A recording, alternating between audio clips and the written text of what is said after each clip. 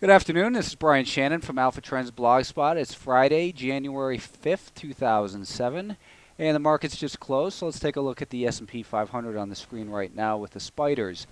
We've definitely got a break of this trend line we've been looking at. It's kind of been holding above that the last couple of days. And as I've been mentioning, we don't really want to pay too much attention to the trend line. It's obviously very widely watched, which is why we do want to give it some weight in our look at the markets. But what's more important here is the support level that we've been looking at. And that was kind of broken too, because we've been looking at 140.75 as the important level of support. Now we do still have this advancing 50-day moving average, which tells us that while the market's pulling back right now, that ultimately it'll probably get another bounce higher. But we can't ignore price action in here because the price is moving lower. And we saw the 10-day moving average cross down through the 20-day moving average just a couple days ago. And like I've been pointing out in the Nasdaq 100 6 or 7 weeks ago, when that 10-day moving average crossed the 20-day moving average here, to me that represents indecision, which oftentimes leads to more sideways corrective action than a real sell-off. If we started to see the 50-day moving average flatten out and the 10 get below the 20 and the 20 below the 50, and then they were all declining, then we would be looking at the giving much more weight to these lower highs and lower lows and thinking that the market is in a downtrend. Right now, though, we're still going to give the benefit of the doubt to the buyers in this market. And the S&P 500, we could just be seeing a little bit of a shakeout before we get a nice little short squeeze higher. I do think, though, I continue to think that this market is now entered a more trendless environment, and now is not the time to be getting long aggressively or short aggressively either. It's going to be a case-by-case basis as far as the stocks go, and that's the way we're going to continue to look at it. It is a little bit concerning here that the 5-day moving average is declining, and we did close, like I said, on the daily time frame it said 140.57, so I'm getting inconsistent data here. The intraday time frame says we closed at 140.76, so I would prefer that it closes there. I like that figure better because it does still put us above that level of support, although give or take 20 cents really isn't that significant. So we'll see how it pans out next week, but the market did essentially hold in this area that has been support recently and still above that 50-day moving average on the daily time frame. Looking at the SMH, a lot of people got excited about this move yesterday, thinking, well, it makes a higher high. And true that it did in here, but still, look at this mess of moving averages in here. These semiconductors really are just trendless. There's no trade in here. There's a couple semiconductor stocks individually that might be good trades, but right now, I don't even know why I continue to look at these semiconductors. The mid-caps, they had a little bit more of a breakdown in here today, closing below the 50-day moving average on a weekly basis for the first time since the market broke past some key resistance back here in late September, early October. So it's looking like we've definitely got a series of lower highs and lower lows. But again, that rising 50-day moving average still tells us to give the benefit of the doubt to the buyers. We've been looking for potential support down near 145. We'll see what happens there early next week. It seems very clear that the market seems to be in some kind of transitional mode here.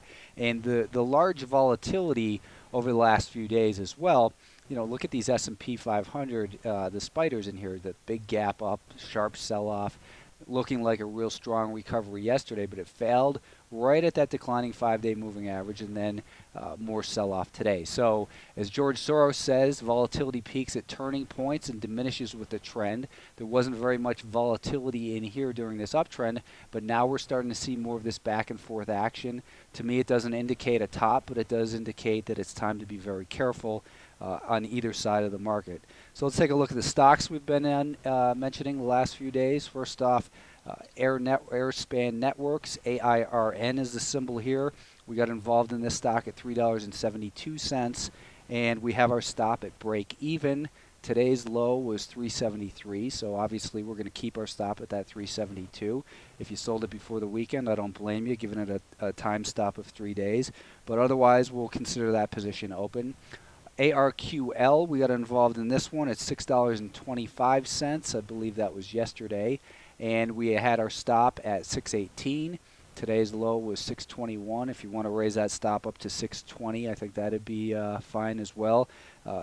why not take the extra 2 pennies? DISCA, this is Discovery Holdings. We got involved yesterday at 16.55. Our stop was 16.38. For some reason, the chart doesn't want to pop up. We don't have to waste any time looking at it because we got stopped out with a 17-cent loss. Let's take a look at it anyways. We got involved here. Our stop was then going to be 16.38, and that occurred pretty early on. So it was a good place to sell because you're not still holding it. And let's see. Also, yesterday we had Lufkin, LUFK. The stock was suggested as a short sale. We'd gotten involved at 57.65. Got involved at 57.65. Our stop was 57.82. We did see some selling in here today, and I think you can lower your stop now to 57.35 in shares of LUFK. So that essentially takes the risk out of it, and we would lock in approximately a 30-cent gain if you were to get stopped out at that level. MSCC, this is Microsemi Corporation, and MSCC also continued lower nicely today, so that was good to see. We got involved in this one yesterday at $19.15. Our stop was to be at 19.40, which was just above yesterday's high, and it was pretty weak right from the beginning. If you're still short in here, I'd say lower your stop down to 18.85. That would be about a 30-cent gain if you're to get stopped out there. Shares of AsiaInfo Holdings, symbol ASIA. Let's take a look at the 5-minute, well, no, the 10-minute time frame. We were going to get involved in this stock above 785. That did occur actually early on right here, and our stop was to be at $7.58. The low in there today was 762. So let's keep our stop at 758 for now, and still looking for a $9 stock hopefully next week sometime. Hansen Natural Beverages, HANS. This stock, we were looking to get long above $34.25. And it did it late in the day here after a shakeout. It's had 3 little shakeouts here the last couple of days. So hopefully the stock is strengthening because of that we're shaking out the weak holders here. And now that it's made this higher high, we can look for continued upside. Our stop was going to be at $33.82. And looking at this now, that's about where I would say that we want to keep the stop. So basically just below this lows, which is $33.82 right there. LTXX, we were looking to get involved in this one after a pullback. We were looking for a pullback to 565 and then to buy it on strength above 573, which was yesterday's high. That never occurred, so obviously no reason to get involved in that one. On Semiconductor, ONNN, we were looking for a very similar type of pullback first, and then to buy on strength above $7.70. That never occurred either, so no trade taking place in ONNN. And Avid Technologies was our one short sale for the day, and we were looking to sell this one short just on a move on weakness below 36.90. That occurred early on. Our stop was 35 cents away, so you should have been stopped out at 37.25. And you can see what happened after it took out yesterday's high there. It did continue higher, so it was a good place to have the stop.